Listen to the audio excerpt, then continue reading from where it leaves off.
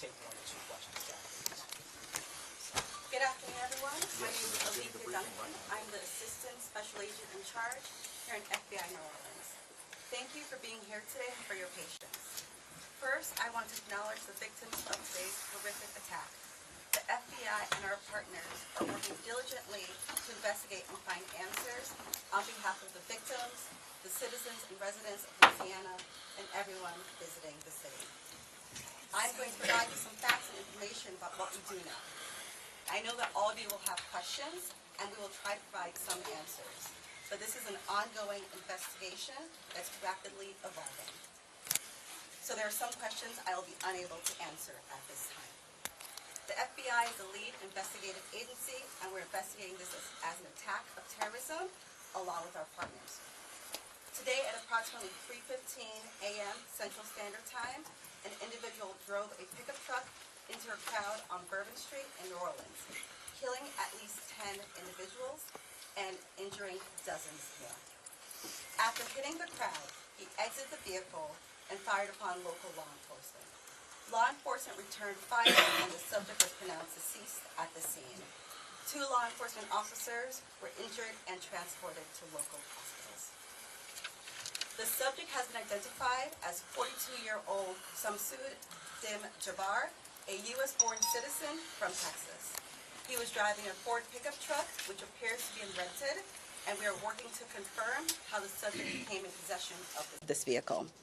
An ISIS flag was located on the trailer hitch of the vehicle, and the FBI is working to determine the subject's potential associations and affiliations with terrorist organizations. Weapons and potential improvised explosive devices, IEDs, were located in the subject's vehicle. Other potential IEDs were also located in the French Quarter. As of now, 2 IEDs have been found and rendered safe. The FBI Special Agent bomb technicians, as well as our local law enforcement partners, have been working to determine if any of these devices are viable, and they will work to render those devices safe. The FBI, we are working with our partners to investigate this as an act of terrorism. We're aggressively running down all of the leads to identify the possible subject's associates. We're working to ensure that there is no further threat. We do not believe that Jabbar was solely responsible. We are aggressively running down every lead, including those of his known associates. That's why we need the public's help. We are asking if anybody has any interactions with Samsud Dim Jabbar in the last 72 hours that you contact us. The FBI is asking the public's help. We're asking anyone who has information, video, or pictures to provide it to the FBI. We have set up a digital tip line as well as our 1-800 number, 1-800-CALL-FBI. Please provide us with any information that can assist us in this investigation. Once again, thank you for your patience and assistance. For an updated statements or information, please check the FBI's website and our social media accounts. I will now turn over to Mayor Cantrell. Thank you. Thank you. Thank you very much.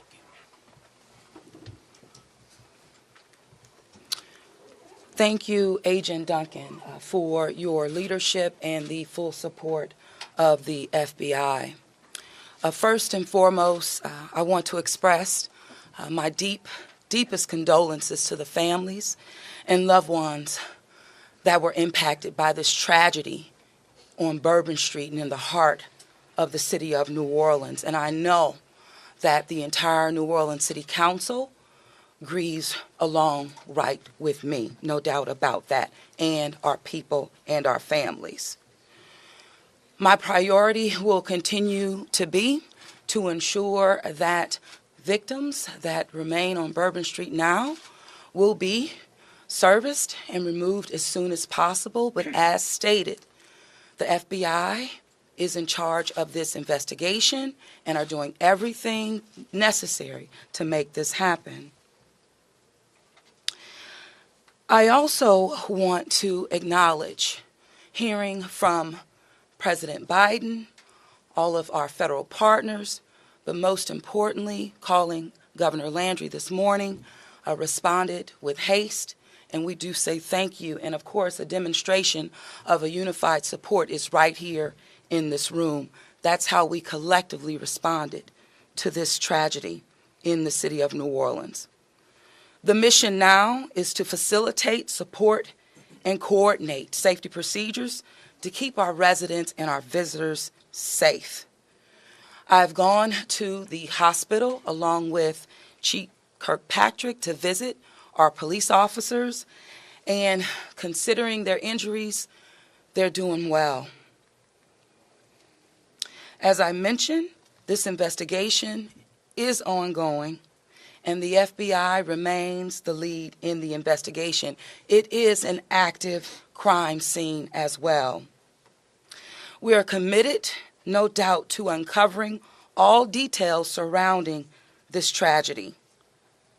And we're taking every necessary step to put even more safety procedures in place, especially given the nature of the investigation.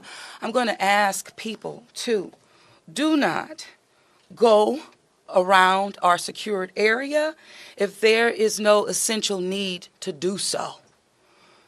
It matters, and again, it is an active crime scene. I also want you all to know that the Greater New Orleans Foundation has set up a fund to assist victims, and that information will be provided to you. Thank you, Ganoff. Again, I want to thank this unified team. We're leaning in. We will be relentless, and we will do everything that it takes to render real justice. This team will. I want to also just thank our citizens for your heartfelt prayers. New Orleans is a world-class city, and I can say that I've heard from world leaders all this morning and up until now, in addition to my brother and sister mayors across this country. They're calling, they're responding, and they're standing with the city of New Orleans. And what they always say and want me to reiterate, they understand the resilience of this community. And we're strong in that regard, and I will say second to none. So with that, I'm going to turn it over to our governor, and as I mentioned, who has not wavered any in leaning in, providing the necessary support, and standing right here with me, and I say thank you, Governor. And I know the First Lady is standing with us as well. Thank you, Madam Mayor. Thank you. Again, I want to thank the Mayor. Since about 3:45 this morning, when she called me, we have all been working just around the clock to both secure the city and to solve this act.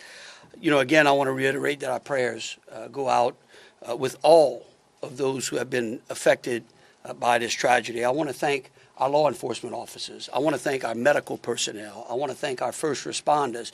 And most importantly, I want to thank the two New Orleans police officers who not only laid their life on the line, but were able to eliminate the threat this morning.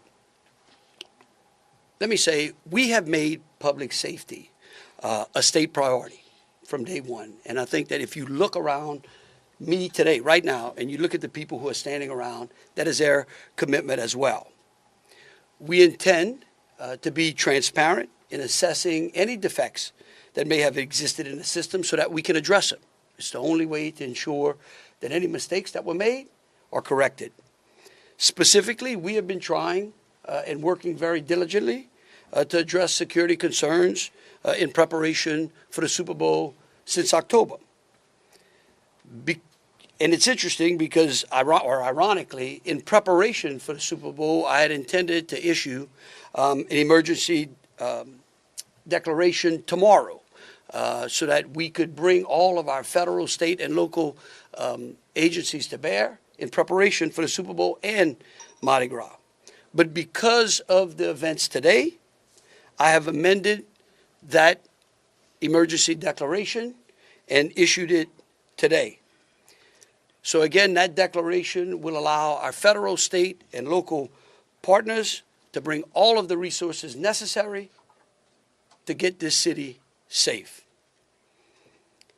In light of that executive order, I have also ordered the mobilization of a military police company. I've asked General Freelou to mobilize a military police company to assist both New Orleans police and LSP and the FBI.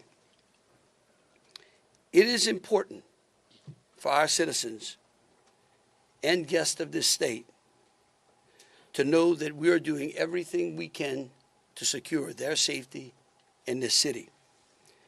We want to make it clear, the Superdome and the surrounding area is safe. But I've always said that the safety of this entire city is something that is always paramount to me. With that, I would like to turn it over to Jeff with the Super Bowl Commission. Jeff Dunley.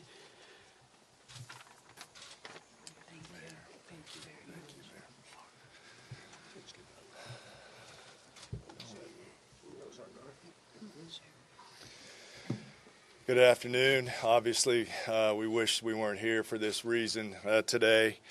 The Sugar Bowl Committee has a 90-year history of being a good corporate citizen for the city of New Orleans, and that's why this tragedy hurts us as much as anybody right now. So our condolences, thoughts, and prayers go out to the victims and their families as we all work through this. Of course, anytime we have a major event in the city of New Orleans, public safety is paramount, and we have full faith and confidence in the governor and the mayor and all the assets, the federal, state, and local resources that they've applied to this event so that we can ultimately bring those responsible to justice and carry on with the major events that we have in front of us. Speaking of which, we were scheduled this evening to have a CFP quarterfinal played in the Superdome at 7:45. We have been in consultation with ESPN, with the College Football Playoff, with the Southeastern Conference, with the University of Georgia, with Notre Dame, all parties, and all agree that it's in the best interest of everybody and public safety that we postpone the game for 24 hours. Work is fast about to set up a safe and efficient and fun environment for tomorrow night. There'll be more details on that in the coming hours, but for now, that's the plan, that we're going to move forward and play the game. And again, we reiterate our thanks to everyone up here for the important work they're doing. We live in the fun and games world with what we do, but we certainly recognize the importance of this, and we're going to support it 100%. So thank you. I'd like to bring up Senator Kennedy.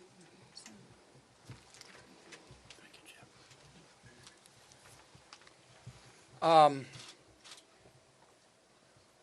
wish I understood better why bad things happen to good people. If I make it to heaven, I'm going to ask. For those people who don't believe in objective evil, all you have to do is look at what happened in our city early this morning.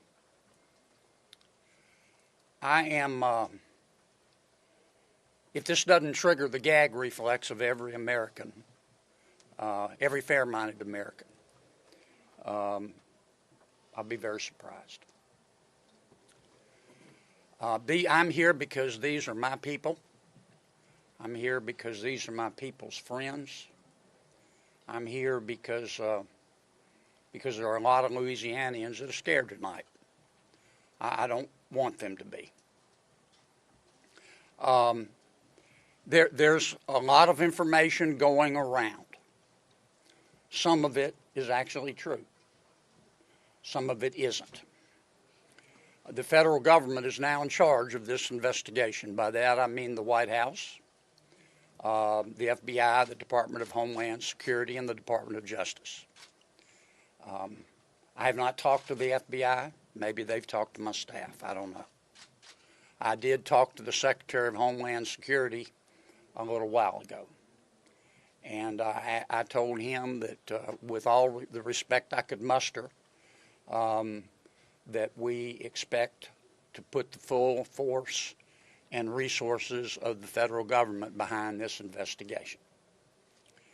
Our state troopers, our local police departments, Our sheriffs, we've got many sheriffs here today, have been terrific so far. The federal government is cooperating with them. I hope that will continue. Here's what I want to ask from the federal government. Catch these people. Catch these people. And then tell the American people the truth. Now, I don't want you to tell us yet anything that's going to interfere with your investigation. And there are things that I've been told that I think are true that I'm not sharing with you today because it could interfere with their investigation. But after we get to the bottom of this, they need to tell the American people the truth, and the people of New Orleans the truth, and the people of America the truth. I think the mayor and the governor are very wise to postpone this ball game for 24 hours. There's just too much stuff we don't know, and it's just not worth it. But I guess my final point is, I will promise you this: I will, when it is appropriate and this investigation is complete, you will find out what happened and who was responsible, or I will raise fresh hell. And I will chase those in the federal government who are responsible for telling us what happened, like they stole Christmas. Thank you, Senator. Thank you, Senator Kennedy. Congressman Carter, I think. Thank you, Governor. Thank you, Mayor. Thank you, Senator Kennedy. Thank you to all of our law enforcement agents for doing a yeoman's job, for stepping up at a time when we needed you most, for employing the resources of all of our partners. This is all hands on deck, from the White House all the way down. I've been in communication with the White House since early this morning. Secretary Mayorkas, leaders in all of our federal, local, and state agencies. The President has made it very clear that he intends to bring every resource to bear to not only tell the truth, but to provide the resources to bring these cowards to justice. I want to personally thank the men and women in uniform who put their lives on the line to protect our citizens and our visitors. To our mayor and our governor for acting expeditiously and bringing us all together. To our sheriffs from the surrounding areas who have been Johnny on the spot, recognizing that if it happens in New Orleans, it can happen anywhere. We don't have the luxury of being myopic. In this community, we work together. We don't point fingers. We don't blame. We go after the bad guys. Let it be clear that the full faith and credit of the United States and every agency therein is on the ground, working. And for those who may have played a role in this horrific act of cowardice, we will find you. We will bring you to justice. New Orleans is a place that heralds its ability to protect its citizens, that heralds its ability to manage major events, Super Bowls, Sugar Bowls, Mardi Gras, Jazz Fest, Essence Festival.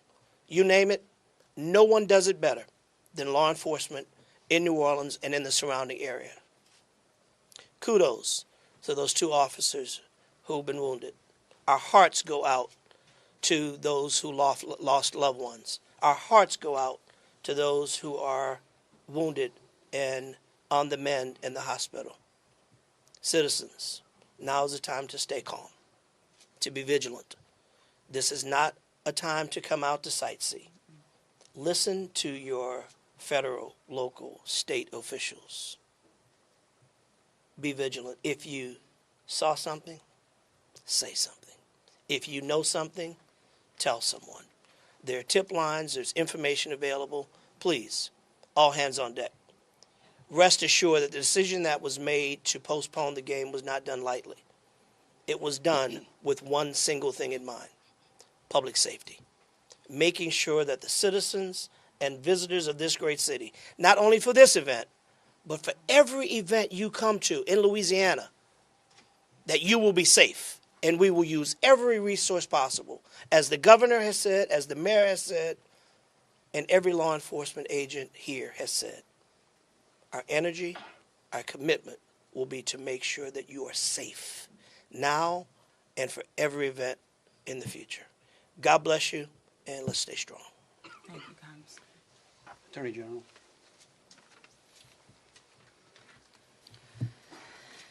I first want to extend my sincerest condolences to the families of the victims. Parents got a phone call early this morning, that no parent ever wants to receive. And as a parent of children who come to New Orleans and spend time here, I know that that is just something that, you know, we hold our breath sometimes till they're home safe, and some people did not come home safe. And we also have some people who are fighting for their lives right now in the hospital. So I'd ask everyone to pray for them. They need our support and they need our prayers. This was a heinous act, a heinous, cowardly act, and we will find them and we will bring them to justice. My office will be providing both investigative and prosecutorial support to the City of New Orleans, to the District Attorney, Jason Williams in New Orleans, as I have done for months. We will continue to do that. We will provide the governor with whatever support that he needs, and the Governor's Office of Homeland Security, whatever support that they need. I'll be here to help. I will be here to stand with the City of New Orleans. We will bring them to justice. Thank you. Thank you. Thank you, Thank you, Governor.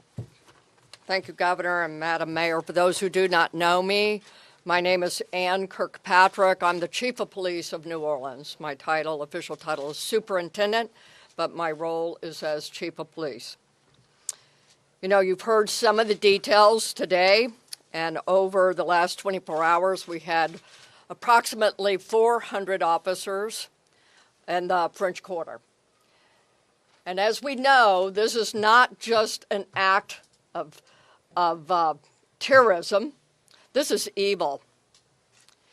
And when we face evil, we have a choice. We can run in fear, or we can indeed stand in strength. In a time of crisis, people are looking for leadership. You are looking at the leadership. And I promise you, as the Chief of Police of this city has been tried by fire before. But fire purifies. Fire makes things stronger. We have a plan. We know what to do. We are going to get these people. There is a path forward. Very pleased that we will be back to having a wonderful game tomorrow night. New Orleans police have proven their ability to make the city safer. Just 2 years ago, we were the murder capital of America. Today, from that time 2 years ago, we have driven our murder rate more than 50% down. So we have a track record. But this is different because it's terrorism. Now, I want to thank all of our law enforcement partners. You're fabulous, and we appreciate the partnership. But last night, 3 of our officers engaged this terrorist who shot at them. 3 of the officers returned fire. Those officers did not run in fear. I liked what the mayor said this morning. New Orleans police and all law enforcement is built. We are built for dealing with evil, with things that would cause others to be in fear, but instead our officers, and last night NOPD particular, stood strong. They did not run. They did kill the terrorist. We have 2 officers indeed who received gunfire. They will be okay. We have personally gone to see them. But this is leadership for you. And I promise, as the Chief of Police of this fantastic city, that I will be strong and firm and fearless. Thank you. Thank you. In wrapping it up, I want to just close with a couple of things. I want to thank Senator Kennedy and Congressman Carter. I want to thank again all of our law enforcement officers out there. I want the families of the victims to know that I will be issuing an executive order that tomorrow, when Notre Dame plays Georgia, every flag of every state building in this state is going to be at half-mast. In remembrance of them, but remembering something else, that fear in this state is a liar. And these folks right here are going to make sure that justice is served. And for the citizens out there that were saying, well, man, do I really want to go to the Sugar Bowl tomorrow? I tell you one thing, your governor's going to be there. That is proof, believe you me, that that facility in this city is safer today than it was yesterday. And as we come to additional events in this city, I know in speaking with Senator Kennedy and Congressman Carter, and FBI acting director, and the incoming administration, that they are going to ensure that this city has the resources necessary to protect our citizens and our guests. And so with that, we'll take some questions. All right, if you could, we'll start over here with CBS. Katie, we'll work our way across the room. If I miss you, just give me a holler. I may not see you. Go ahead, Katie. Thank you, sir. Katie Royce with CBS News. I mean, I think this has been a really tough day for a lot of people, but at this point, we're hearing that the death toll, according to some FBI sources, has gone up to 15. Is this true? Who wants to answer that? I can speak to it, You- because unless you have a final number. We do not have a final number. We know that we have confirmed 10, but we did have people who had been transported who were in critical condition. And so I do not know that, but I can confirm 10. And one quick follow-up question, if I may. We know that there have been some local records in Texas about a misdemeanor background on this suspect. Any signs or warnings ahead of time about this person or their plans for what happened this morning? Because that is the investigation part, I will give the FBI. At this time, we cannot go into details about the subject's history. What I can tell you, the person was an Army veteran. We believe he was honorary discharge, but we're working through this process, figuring out all this information. The goal with the FBI is providing you with the most accurate and complete information. So once that information is confirmed, we'll make sure we push that out. Thank you. Ariel. At this time, do you know exactly, as far as the victims, how many are from here in Louisiana versus out of state, and their ages maybe? At this time, I can't go into details about all the victims. We want to make sure that first that the family is notified appropriately before we put any information out there. So once the families are all notified, then we'll go ahead and release a statement to everyone. And I would ask the press, in relation to the victims and those that are in hospitals, if we could just refrain from worrying about them so their loved ones can take care of them, and the medical personnel that are trying to get them out of the hospital can do so.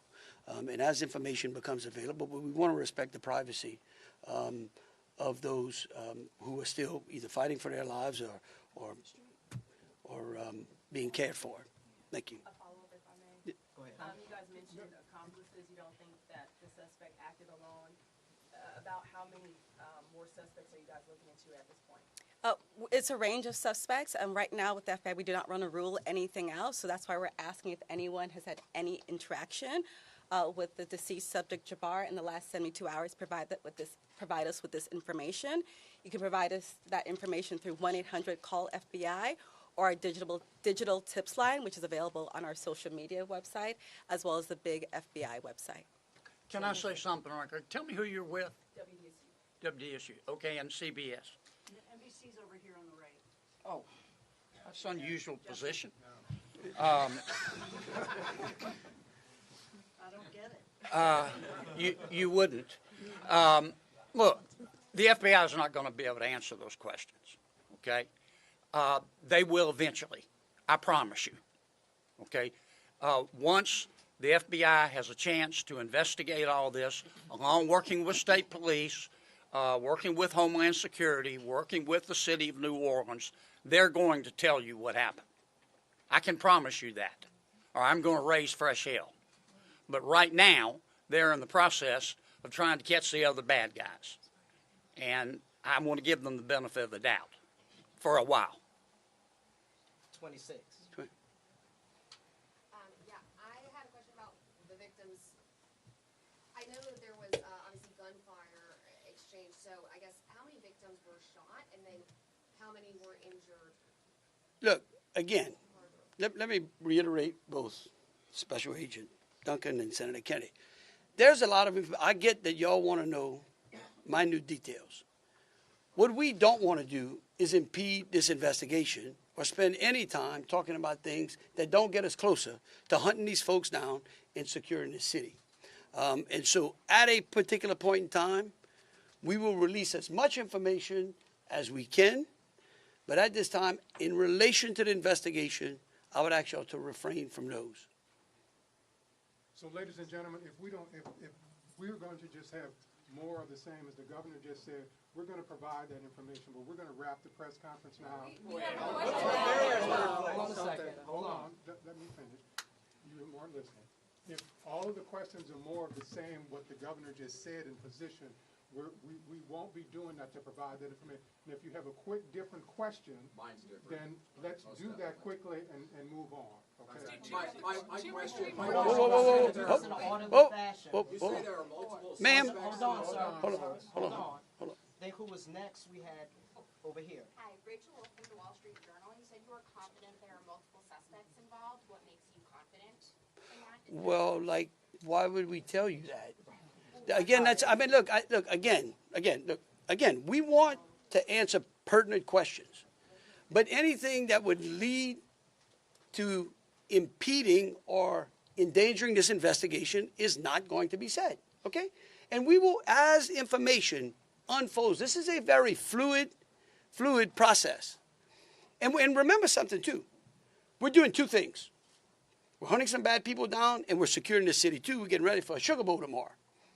So if y'all would, again, if you have questions regarding Sugar Bowl, the safety of the city, or something to that effect, we're happy to answer. Okay, go ahead. Go ahead, Alyssa. Usually in parts of the French Quarter, specifically in parts of Bourbon Street, there are bollards. We're hearing that some of those may have been down because of repairs. Can you speak to that? And maybe was there any backup option of putting a truck there or an NOPD car there? Well, let me tell you, yeah, one, I'm going to let the mayor answer. I want you to know that's one of the first things I thought of this morning when the mayor called me, okay? And I will tell you that whatever the problem was is going to be solved. Thank you, Governor. Thank you, Governor, and thank you for the question. I do understand that it's been on your radar since this morning. As it relates to the bollards on Bourbon Street, over 10 years ago, over 10 years ago, the city of New Orleans implemented an infrastructure project placing bollards on Bourbon Street. Shortly thereafter, the malfunctions of those bollards ensued from Mardi Gras beads on down. But the New Orleans Police Department, of course, deemed them inefficient because they did not operate the way that they were intended to do. Because the city of New Orleans is hosting Super Bowl this year, it gave the city of New Orleans an opportunity to go further and deeper with infrastructure improvements, as we've been talking about. So as a result of that, we were able to build in bollard replacement into our Super Bowl infrastructure package. And because of that, the city of New Orleans has moved forward with that infrastructure that is nearing completion. Bollards were not up because they are near completion, with the expectation of being completed, of course, by Super Bowl, way before Super Bowl. But that is the reason. Now, the New Orleans Police Department and Chief, you can speak to the deployment to respond to our needs and existing conditions. All right, so we have been aware of the bollard situation for a long time, and we did indeed harden those target areas where the bollards are. We have patrol cars out there as a hard target, as well as with barriers. Now, I want to share with y'all, if you did not know, that this particular terrorist drove around onto the sidewalk and got around the hard target, where he did have a car there, we had barriers there, we had officers there, and they still got around. Now, the wedges that you see out there as well, we knew that that had malfunction problems. And I want you to understand, let's say we put the wedge up and it got stuck. There is no way that ambulance could get in or out, people couldn't get in and out, so we knew that these were malfunction. So we did indeed have a plan, but the terrorist defeated it. Yeah, let me just say this. We recognize we got a problem right here, right? We're going to fix it. It is going to be a top priority as we go into the Super Bowl and Mardi Gras. And the solution that we're going to come up with is going to be a permanent one. It's going to be placed into the standard operating procedure of having major events and securing that quarter. A follow-up, if I may. Obviously, Super Bowl postponed till tomorrow, but I'm sure after that game, a lot of people are going to want to celebrate. Are there plans to keep Bourbon Street closed? What does that look like? So right now, Bourbon Street is an active crime scene, and the FBI is in charge of it. When they clear it, and it does not become an active crime scene anymore, we're going to open it up. Potentially. Fox 8.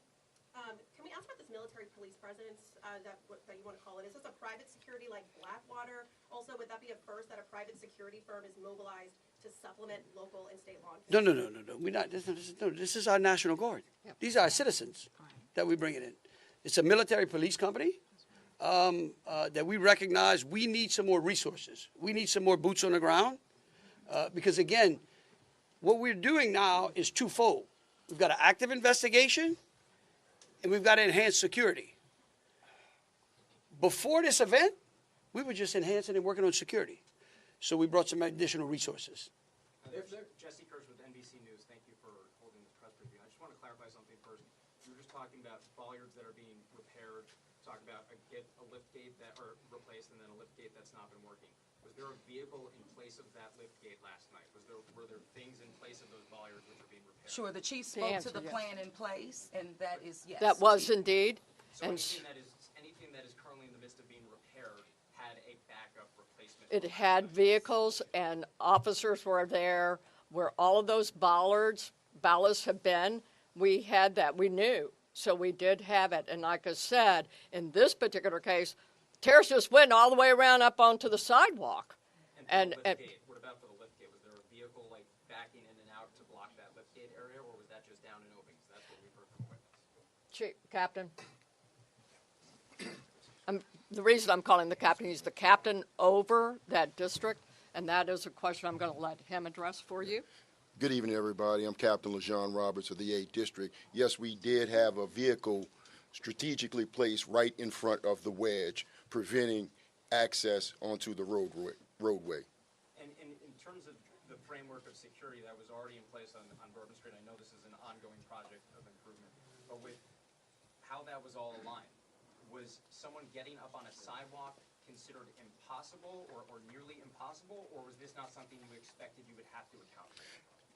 Of course, it wasn't something we expected to account for. The bollards they're actually wedges. They're strategically placed 5 locations throughout the French Quarter on the roadway. This particular terrorist drove onto the sidewalk behind the police car to gain access to the 100 block of Bourbon Street. So if you're worried about someone ever driving down Bourbon Street, why weren't you worried about someone driving up the sidewalk in the same way, or at least bracing for it the same way? Okay. All right, look. We could go on what ifs forever. This is evil. And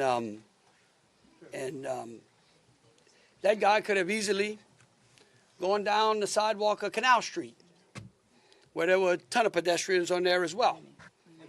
And there are. That's right. No, right. Right. Hold on a But, second. We gotta but move on. just want you to know, however, we recognize, I said earlier, that where there are defects in this system, We are going to be transparent, and we are going to address them with the city and make sure that we fill those gaps as best we can. Yeah. Yeah, Chelsea Bracer with Axios. I have a question just about sort of ongoing public safety today. Special Agent mentioned possible IEDs. Were those in the same location? Should residents in the French Quarter or elsewhere be concerned about potential other situations? The two IEDs, they were in different locations, and what we've done in conjunction with our local and state partners, we've gone through and done a sweep to identify anything that we thought was suspicious, and we have not. However, as I said before, if the public sees something, please reach out to us so that way we can go through and verify that we did not miss anything. But we conducted initial sweeps, I think, starting shortly after our initial Yes, I'm going to thank you, press conference. Agent. I do want to share that we have a plan, and we have been implementing that plan. One of those plans is that we have swept all of these areas. The word swept means we have put officers out there as a grid, walking down the streets, every street in the French Quarter, looking for suspicious packages, bags, ice chests, you name it. And they have been walking it as a grid. We've been doing the same thing on Poydras and all the accesses into the Superdome. Part of the safety plan is we have bomb dogs out there sweeping the Superdome and all the exterior area, and we're locking that down.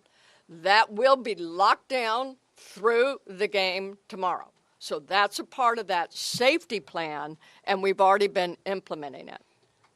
Okay, thank you all for Yep. coming out. Question back here for the governor on the MTs. How many MTs will be deployed to New Orleans? Right now, I think it's a General Freelo 100. 100. 100, and, yeah. All right. Thank you all so much. Thank you. What gives you the confidence tomorrow night it'll be safe? Right. I'm going to be there. Me too. You're all saying you're making for conservative. Yeah, we're going to be there.